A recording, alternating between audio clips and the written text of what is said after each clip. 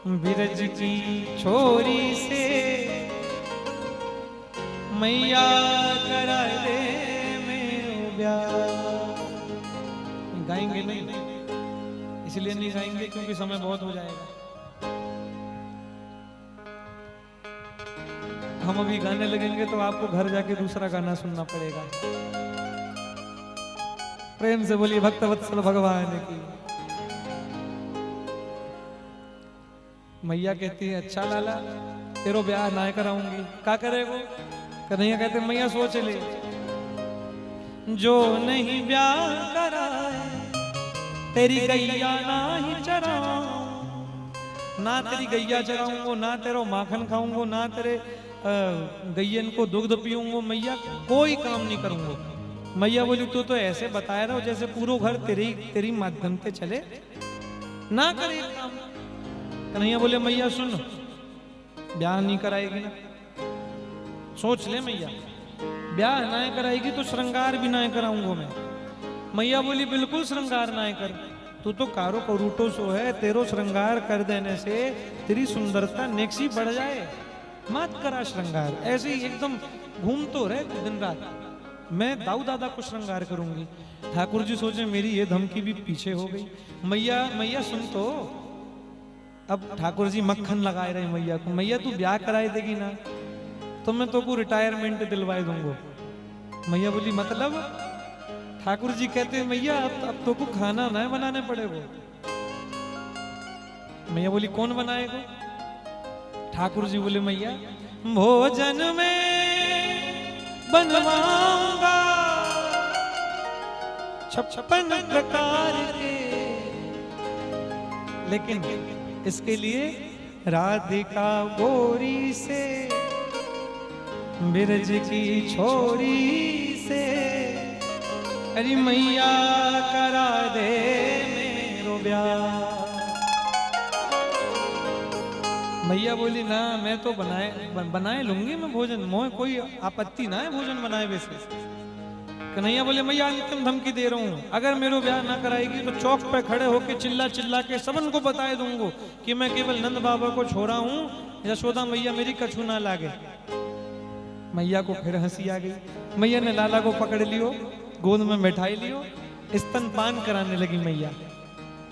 लाला के बारे में मैया सोच रही है। अच्छा यशोदा मैया ना मनसा वाचा कर्मणा तीनों प्रकार से कृष्ण की है। मन में भी कृष्ण है, वचन में भी कृष्ण है, कर्म में भी कृष्ण है। मन में सोचती रहती है मेरा लाला कितना उद्यमी, कैसी कैसी शैतानी करता है। वचन में मतलब कोई सखी आई तो मैया कृष्ण ही चर्चा कर रही है, तुझे पता कल कन्हैया ने ऐसा काम किया, तुझे पता कन्हैया ने ये कर दिया। कर्म माखन निकाल रही है, किसके लिए? कृष्ण के लिए। तीनों जगह कृष्ण है, खो गई कृष्ण में। दुग्ध पिला रही थी, इतने में एक सखी आई, कहती अरे मैया तू लगे रहे अपने पूत में, तेरे इतने सारे दुग्ध रखे, पूरा दूध उबल रहे हो है तेरे घर पर, तू लगी रहे अपने पूत की सेवा में। मैया ने जो सुनी, दुग्ध उफन रहा है, लाला को उठा के गोद से नीचे दौड़ी भागी महाराज अग्नि को कम करने के लिए। ठाकुर जी जमीन में बैठे सोच रहे हैं अच्छा दूध सगो है पूत सगो ना है, दूध के चक्कर में पूत को छोड़ के भागी मेरी मैया, आज बदला लूंगो। उठे महाराज, खोज रहे हैं एक लाठी बड़ी सी मिल जाए, खुद से तीन गुनी बड़ी लाठी खोज के ले आए, घसीटते हुए देख रहे हैं किस मटके में दूध पक रहा है। ठाकुर जी के घर में 40 लीटर दूध एक साथ पक जाए, 40 मन, इतना बड़ा मटका है, उसी में दूध पक रहा था महाराज। जो घुमाए हैं लाठी को, लाठी गई पड़ी, मटका गर्म था, जल्दी फूट गया, पूरा दूध बह गया महाराज। अब तो ये भगवान अब थर थर आ रहे हैं, अरे राम राम, अरे मैया गलती हो गई, मैंने तो ऐसे देखने के लिए मारी, ये तो मटका सच में फूट गयो, अब तो मैया मोह फोड़ेगी। बचवे के काजे क्या करें, ठाकुर जी की आदत है, गलती तो करते हैं लेकिन गलती करने के बाद रोते ज्यादा हैं। तो जहां 3 पढ़नी है महाराज 1-1.5 में ही काम हो जाता है। तो जोर जोर से चिल्लाए के रोए में लगे, पैर पटक पटक के। मैया ने आवाज सुनी, कहा भयो लाला काय रो रहे हो? कन्हैया बोले मैया मुकु नाय पतो मैं रो काय रहा हूँ, लेकिन मैंने मटका भी नाय फोड़ो। मैया कहती हाँ मुकु पता है, कहा भयो। शांति से मैया ने यूं हाथ पकड़ी, हाथ पकड़ के ले गई, एक ऊखल में बांध देती है महाराज। ऊखल में बांध दी, ऊखल में बांध के मैया लग गई कामकाज में। और लाला ऊखल लिए घसीटते हुए, मतलब आप विचार करो ठाकुर जी ने कैसा अवतार लिया। खुद से 10 गुना बड़ा ऊखल, 5 साल का बच्चा जो ऊखल को हिला ना सके, ऊधम करने के चक्कर में महाराज ऊखल को लेते हुए घसीटते हुए जा रहे हैं। ऊधम कहाँ करना है?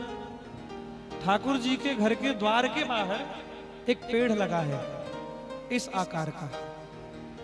ऐसे 2 पेड़ हैं जो कि जिनके नीचे से निकल सकते हैं, तने अलग अलग है महाराज, ऊपर से जुड़े हैं।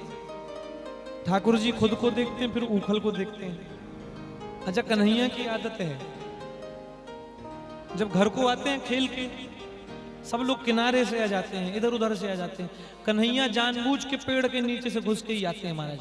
जाते हैं तो पेड़ के नीचे से घुस के जाते हैं, आते हैं तो वहीं से आते हैं। आज कन्हैया बाहर भाग रहे थे, ऊखल को लिए लिए भागे महाराज, घसीटते हुए ले गए, खुद तो निकल गए पेड़ के नीचे से, ऊखल फंस गया। लाला ने जरा सी शक्ति लगाई, नेक सी शक्ति। जानते हैं जिसकी भ्रकुटी टेढ़ी हो जाए उसमें कितनी शक्ति है। भ्रकुटी टेढ़ी होने से प्रलय आ जाता हो जिससे।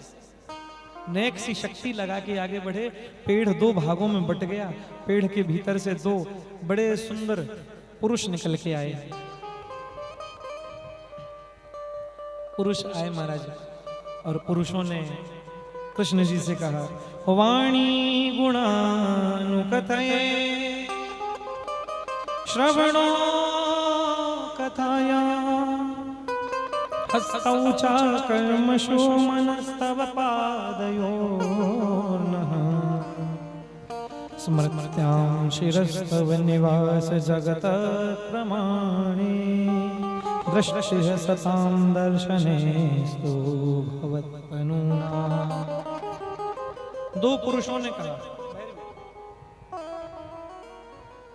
दोनों पुरुषों ने बड़ी सुंदर स्तुति की कि हे प्रभु,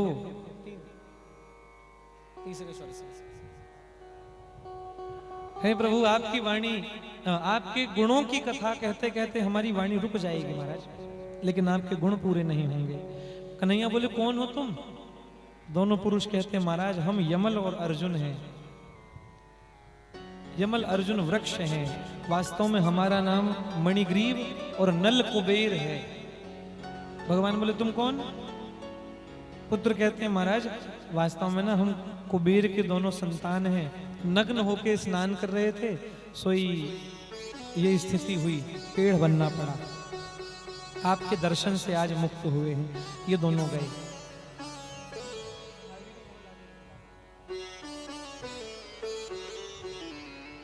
देखो पेड़ जब गिरे ना तो फिर डर लगा।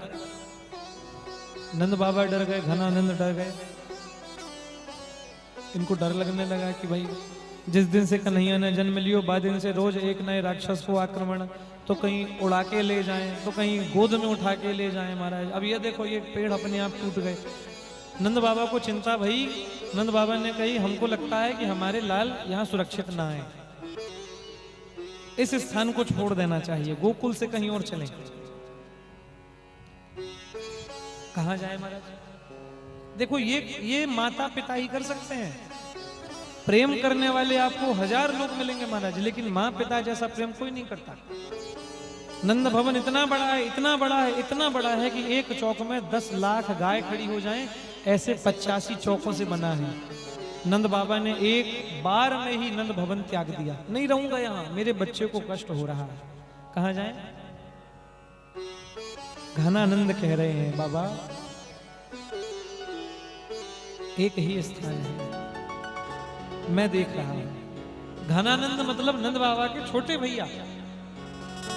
एक स्थान मैंने देखा यमुना जी के तट में, बहुत सुंदर स्थान है। वनम वृंदावनम नामा पशव्यो नवकाननम गोप गोपी गवाम सेव्यम पुण्यादितृणवीरुधम।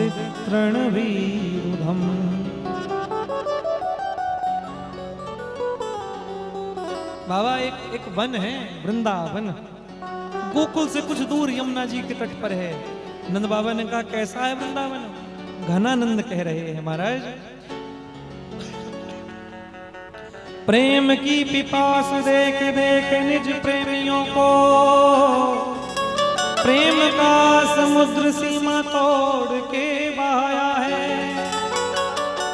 भावुक रसीले जन निराश न होंगे अब, कामना की पूर्ति है तो कल्प तरु लगाया है।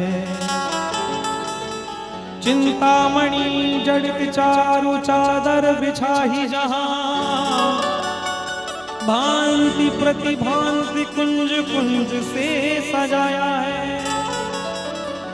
भारत का भूषण तिलक तीनों लोकों का, भक्तों के वास हेतु वृंदावन बनाया है। कैसा है वृंदावन? लागे वृंदावन नी को